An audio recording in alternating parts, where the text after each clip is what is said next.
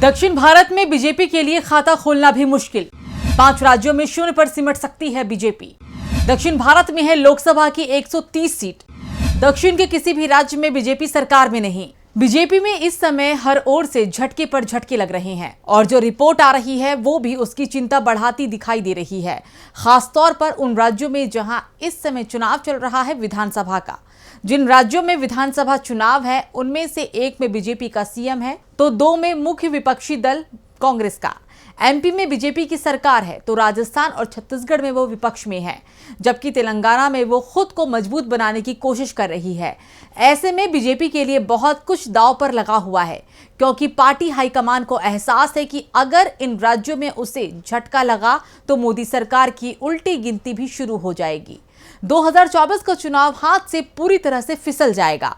फिर गोदी मीडिया की ताकत भी बीजेपी को बचा नहीं पाएगी। दरअसल बीजेपी की सबसे बड़ी चिंता उत्तर नहीं बल्कि दक्षिण के राज्यों ने बढ़ा रखी है, क्योंकि 1 साल पहले तक बीजेपी के नेता ही दावा करते थे कि उत्तर भारत में जो भी नुकसान होगा उसकी भरपाई पार्टी दक्षिण भारत से कर लेगी।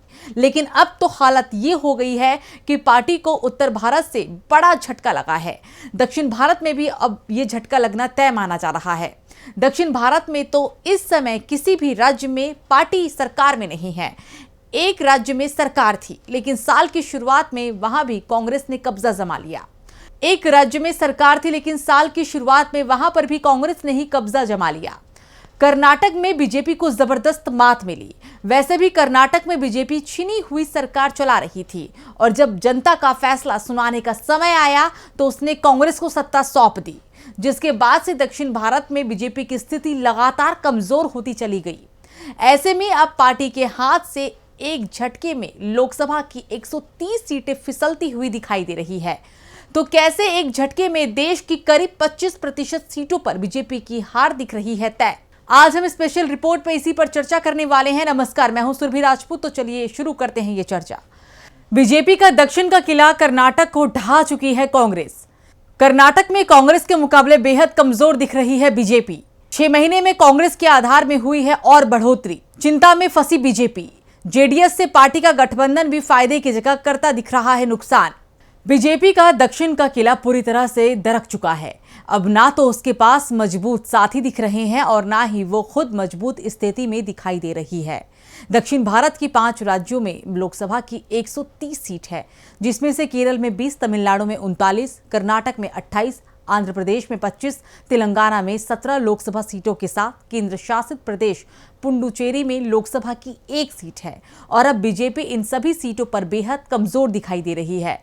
पार्टी के आंध्र, तेलंगाना, तमिलनाडु के बड़े सहयोगी उससे दूरी बना चुके हैं और अब ताजा झटका उसे कर्नाटक में लगा है। हाल ही में बीजेपी ने पूर्व पीएम एचडी देवेगौड़ा की अध्यक्षता वाले जदयू से गठबंधन का फैसला किया।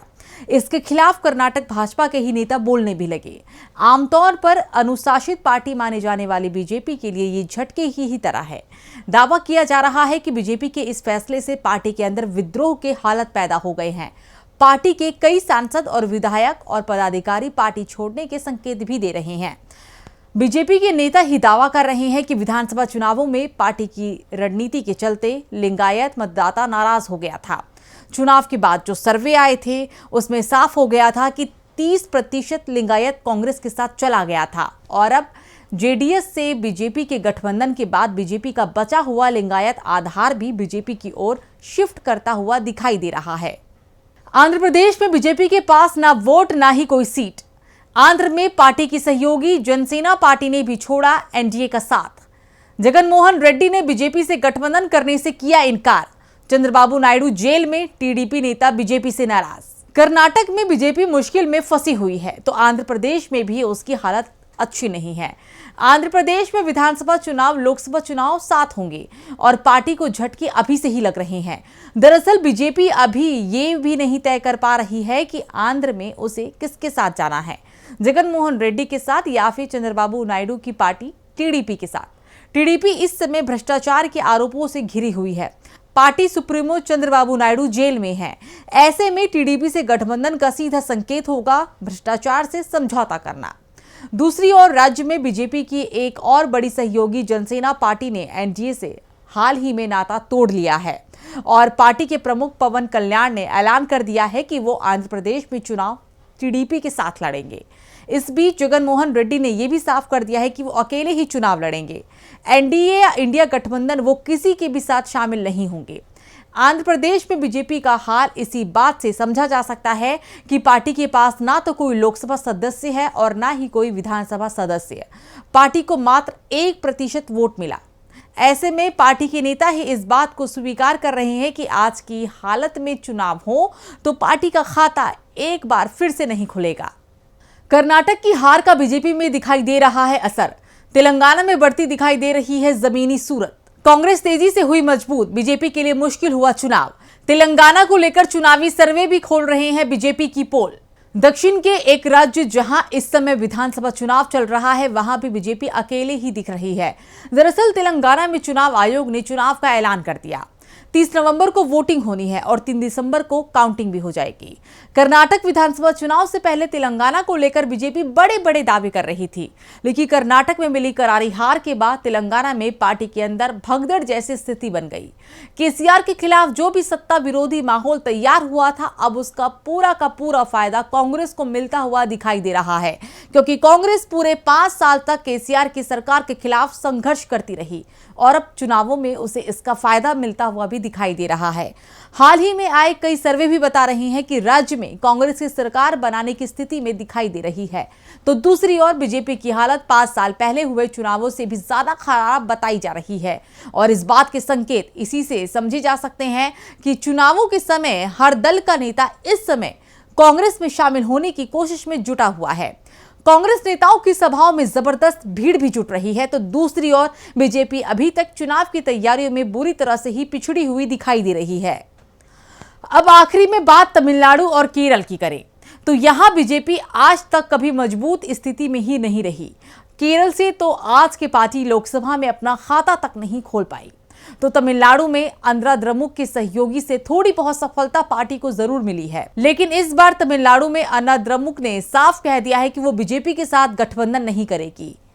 एआईएडीएमके ने खुद को एनडीए से अलग कर दिया है, तो दूसरी ओर केरल के हालात तो और भी ज्यादा खराब है। ना तो यहां बीजेपी के पास वोट है और ना ही सहयोगी, और अभी तक राज्य की जमीनी हालत में बदलाव भी नहीं हुआ है।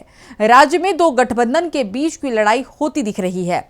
एक कांग्रेस के नेतृत्व वाला गठबंधन यूडीएफ और दूसरा राज्य की सत्ता पर काबिज सीपीएम के नेतृत्व वाला एलडीएफ। बीजेपी के नेताओं का ही मानना है कि राज्य में अभी भी पार्टी के लिए कोई जगह नहीं है, यानी इन राज्यों में बीजेपी के लिए 1 सीट जीतना भी आसान नहीं है। उम्मीद बस इतनी ही की जा रही है कि बीजेपी कर्नाटक में खाता जरूर खोल पाएगी। बाकी के राज्यों में तो उसके लिए खाता खोलना भी मुश्किल दिखाई दे रहा है, यानी दक्षिण भारत की 130 सीटों पर बीजेपी की हार तय मानी जा रही है। वीडियो कैसी लगी कमेंट सेक्शन में बताइएगा। चैनल को सब्सक्राइब करिएगा और वीडियो को लाइक शेयर जरूर करिएगा। नमस्कार।